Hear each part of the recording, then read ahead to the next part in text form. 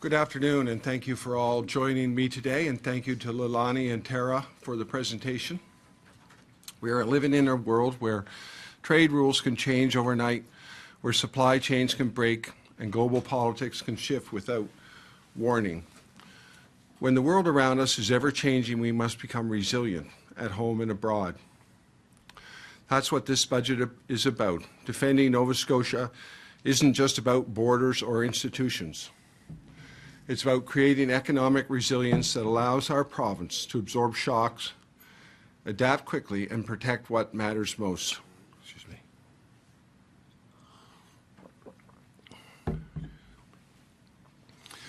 It's about creating new markets and growing our economy, protecting the core services Nova Scotians rely on, and investing in the infrastructure they need. It's about creating the fiscal stability we need to be resilient when conditions change. That's what Budget 26-27 does. Defending Nova Scotians will do. For years, past governments focused on reducing financial deficits while allowing real-world deficits to grow in healthcare, in education, and housing. Our government has spent the last several years working hard to address those issues, and we've made good progress. Budget 2026-27 continues the important work that matters to families across Nova Scotia. We're investing in infrastructure with another historic capital plan, $3.5 billion worth of investment in hospitals, clinics, public housing, long-term care, and schools.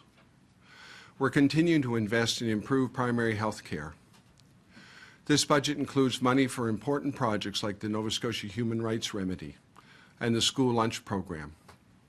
There are investments for hundreds of new supportive housing units, for more rent supplements and community-owned affordable housing, and for gender-based violence initiatives. We're continuing to invest in creating good-paying jobs in the skilled trades. And for the second year, we are putting $681.2 million into tax cuts, which will save Nova Scotia households an average of $1,400 a year. As I've said, previous governments failed to invest in and maintain the infrastructure and services Nova Scotians needed. Our government has stepped up. We continue to work we've begun. That's part of making our population healthier, stronger, and more resilient. To do that, our economy needs to be resilient too. Past governments blocked responsible resource development, leaving Nova Scotia's economy vulnerable. Allowing our province to rely on natural gas imports and ignoring the potential in resource development leaves us vulnerable to global economic shifts. So this year, we are investing in research for onshore natural gas, in green hydrogen, in offshore wind development, leading to transmission through Wind West. We're supporting market diversification that will allow our businesses to reach new markets and new customers. And we're continuing to invest $46.3 million in small business tax cuts. Nova Scotia is tied for third lowest small business tax rate in the country, and we have the highest eligibility. That means entrepreneurs can keep more of their money and use it to grow, diversify, and hire. Being resilient also requires strong financial footing. To protect the core services Nova Scotians rely on and invest in projects they need, we've had to make some tough decisions. We started by looking inward. This budget includes a 5% cut to the civil service each year for the next 4 years. It also includes a 3% cut to the broader public service. We will work to ensure that core frontline services are protected and focus those reductions on management and administration. And we will manage through retirements and attrition as much as possible. We have also reduced grants by $130.4 million. These are difficult decisions. We did not make them lightly. I know this will have a major impact on some organizations, and that will be hard. But these are decisions we had to make in order to protect the core services Nova Scotians rely on. Nova Scotia has great potential and a bright future ahead. I remain optimistic about our future. The major shifts we've seen in the world's economy over the past year have pushed us to a new course, a new opportunity. We had the chance to remake our economy, diversify, and become stronger. We will safeguard essential services, create a strong fiscal foundation, and from there build a province our children and grandchildren will be proud to call home. Thank you. I'll take your questions. Lohr, today's budget effectively will eliminate about 1,000 full-time equivalent positions, and you're cutting $130 million in grants. That gets you to a $300 million saving this year. And you're saying you're doing this in a way to not affect core services. How does your fiscal stability plan not eventually affect core services if in the out years of it you're doubling and in some cases tripling the amount of cuts you're planning? So, Michael, I appreciate the question. I mean, we're going to continue to work hard. The out years haven't all, this year, our projections in the out year. We'll work our way through those out years. At the same time, we know that there are many upsides to our economy, that we know that we have great potential in added federal defense spending. We have many different things that will help us see our economy grow. So in terms of those cuts, we will work our way through those, and each will take 1 year at a time, but those are the projections, yes. And to what degree is the current financial situation we're in at the feet of your government? Respectively, you guys have been in power for 5 years, and you have spent every last cent in extra money that's come in each year. To what degree is the current situation part of your own making? So I think that there's no way that we can say this. I mean, so if you understand, when we came into government in 2021, we were facing many years of deferred maintenance in healthcare, in infrastructure, in schools, in services, and since coming into government, we have invested in Nova Scotians, in the things that Nova Scotians need, in healthcare, in education, in school lunch program. And we'll make no apologies for that. So we believe in the trajectory of our province. We believe in the growth of our province. We believe that these investments will bear fruit. So this was the reality that we were dealing with, and we are working to address that, and we are continuing to do that. This budget is a record budget of a record capital investment in this budget. Minister, the province suffered a credit rating downgrade a few weeks ago. Are you confident that this is going to be enough to avoid another one? So in terms of the credit rating agencies, I mean, we know what they look for. It's up to them. I think that there's a very strong upside to Nova Scotia. I think they will see that too, and I'm confident that we will continue to work with them. And you know, I can't predict how they will react to this budget, but we do know what they look for, and we know that they want to see a long-term trajectory, and we're providing that. Is this sustainable? It's getting, you're going in the future years. It looks like we're heading well above that 40% debt to GDP guardrail that you set just last year. Is this? Can we actually afford this level of spending? So we've had, I believe, 3 or 4 balanced budgets in a row, and now this will be our second budget that's a deficit budget. I believe it is sustainable. I believe that there's just tremendous upside in our economy. We have all the things the world wants in terms of energy potential. We know defense spending will make a huge difference. So there's many different things that give me confidence in our province, and I believe this is sustainable. Minister, with regards to the $130 million in grants, how did you make the choices about where those reductions will come from? So this was I mean, what I can say is that they were very difficult decisions, and we did not take them lightly, and we know this will mean significant changes for some organizations, and that will be very difficult for them. So there was a process. We worked our way through that. What was the process? Pardon me? What was the process for determining? Treasury Board.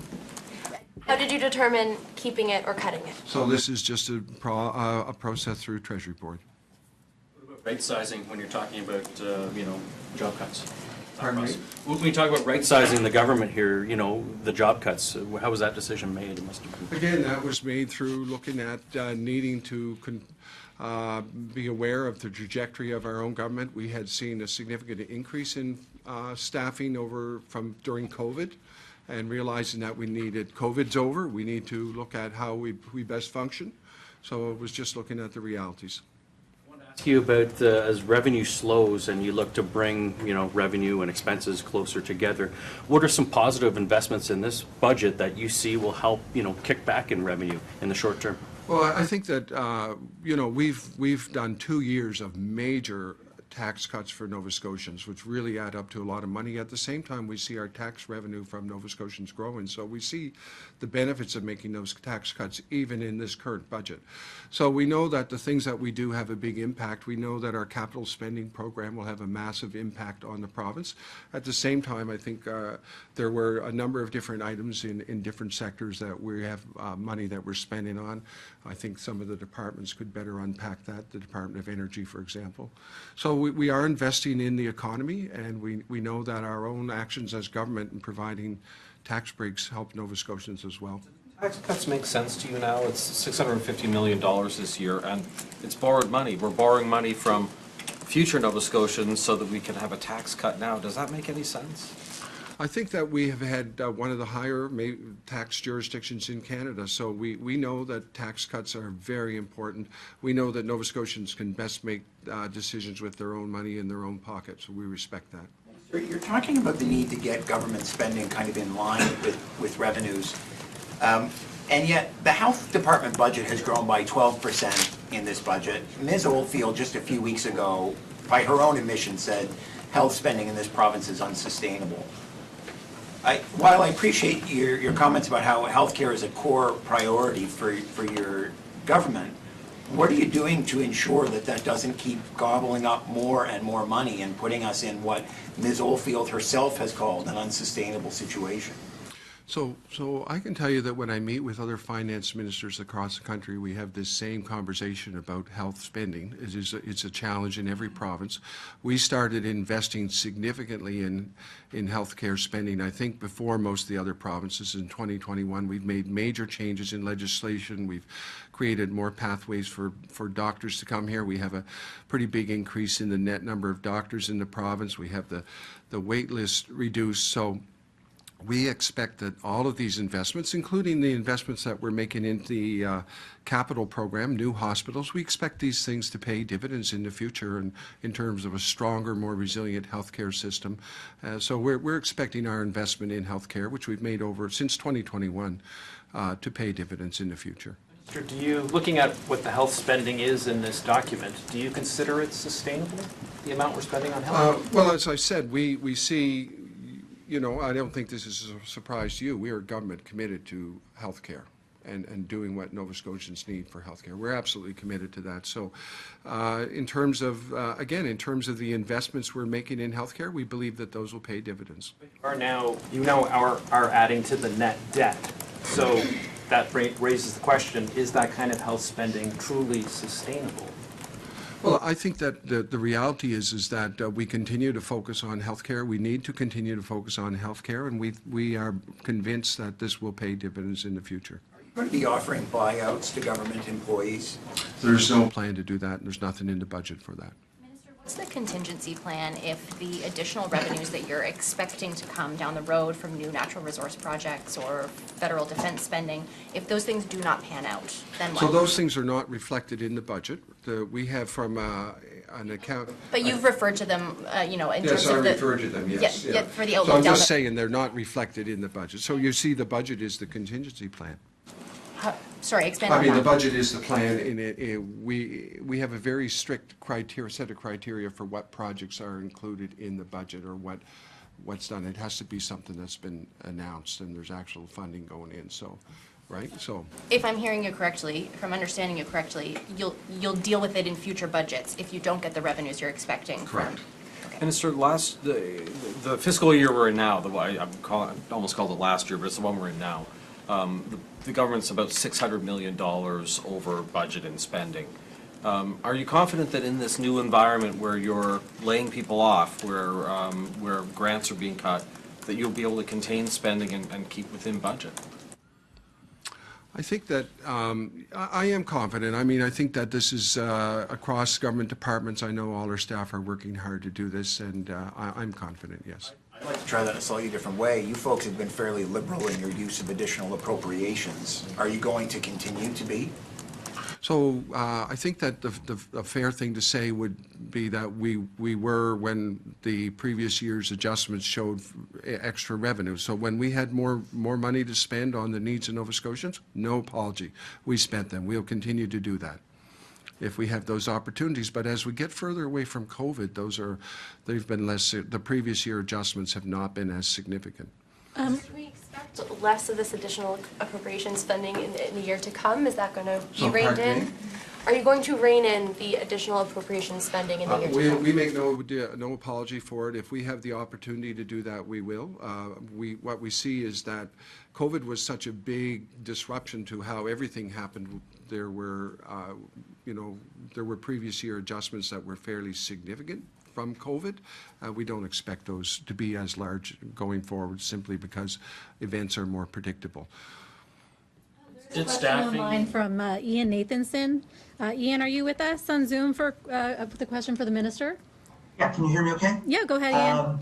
Okay. In terms, I'm going to get specific here. The recent cuts to the visitor information centers and the museums. If we're looking at, your budget mentions that tourism numbers are going down, but if they could raise in the next few years, does it make sense to actually cut those visitor information centers and museums? And if so, is that permanent or is that fluid?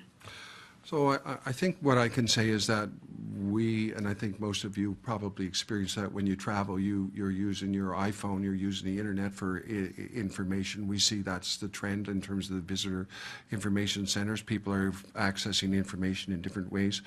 In terms of the museums, they were museums that had less than 2,000 visitors a year. They're very low number museums, yet they represent pretty significant liabilities for us in maintaining those structures. And so these are cuts that we need to make. But in terms of, say, seniors who rely on the personal touch aspect, or there's some areas like in Cape Breton, for instance, where part of the economy, the tourism economy involves that personal touch. Is that something you might see taking back, or is that going to be just considered fluid or permanent and not even involve any human interaction whatsoever? I think the vast majority of seniors are pretty good on their iPhone and the internet. I think that this is just a new way of accessing information. That's the reality. Okay, thank you. Appreciate it. It seems like your government is relying a lot on future revenues from natural resources, offshore wind, but there was just a study saying that you were probably overestimating the amount of revenues or power that it could produce. How did you counter that in your budget? Are you So I think that news story was related to Wind West and offshore wind, and I think that you'd have to ask the Department of Energy more specific questions about that study vis-a-vis another study. I don't have that information. But then I guess knowing that you might have planned for more money than you'll actually get from it, is that something you're counting in the future? You're saying you want to have a lot of natural resources revenues, knowing that this might be lower. Is that something you're taking in for the future? So I think that the reality is Nova Scotia has tremendous energy potential in four areas: in natural gas, in wind, in green hydrogen, and in tidal. So we are optimistic Nova Scotia is well positioned to be an energy superpower in the future. Francois Pierre with Radio Canada, are you on the line? Francois Pierre, are you there? We can't hear you if you are asking a question. Okay, and then we have Barb Sweet with the Pictou Advocate. Barb, are you on the line with a question for the minister? Yes, I am. I think someone in the room was asking about how the grants to community groups, I guess, or nonprofits, whatnot, would be determined. And I think your answer was it was a Treasury Board process. Mm-hmm. But can you elaborate more on that? Are they throwing darts at the dartboard? Is it by geography, type of sector, how much money the particular organization gets, or history of the organization? Any kind of clue you could give us as to how that's being done? So I think we did announce publicly in the fall that we had asked departments to give us feedback on grants. And we took that information and went through that. We didn't accept every recommendation from departments, but we went through that process. It was a very difficult process, and we understand that the changes will be significant for some organizations, and we understand that. And to Ian's point, if I just, well, it's in the mind, now he was talking, your answer about the tourism bureaus and whatnot was people, use your phone, which is understandable, but was it ever considered that, these facilities, offer bathroom facilities too for a lot of people, like travelers? Because a lot of businesses are not fussy on people using their bathrooms anymore unless they're buying something. And you have situations where places like McDonald's have put dark lights in their bathrooms to supposedly cut down on drug addiction or drug use. Pardon my slip there, drug use. Was it considered that for some people, the tourism bureaus kind of act as a place where they can pull their RV in and spend the night, use the washroom or the car, whatever? So I think that in terms of like the specifics of that, I think I would defer that question to the communities, cultures, tourism, and heritage. Okay, thank you. We have just under 5 minutes, so go ahead. You're like there are significant cuts coming this year, and to reach your targets of a deficit reduction year over year, there are even bigger ones coming next year, and bigger the year after, and bigger the year after. You're in the middle of or the universities have been asked to undergo a program review to justify all of their courses. Is funding to higher education and to universities down the road in future years of cuts, is that something you're looking at?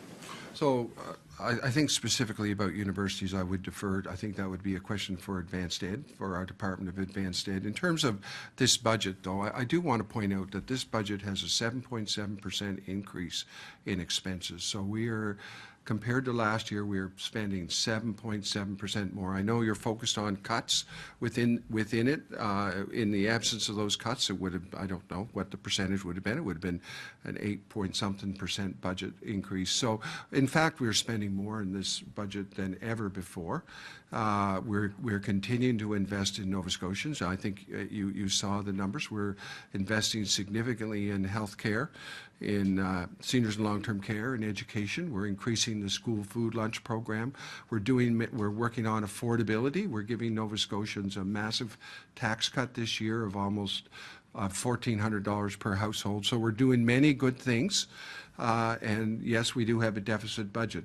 We believe we need to invest in Nova Scotians, and we are going to continue to do that. Talk about school lunch program, but what's happening with the $10 per day daycare program?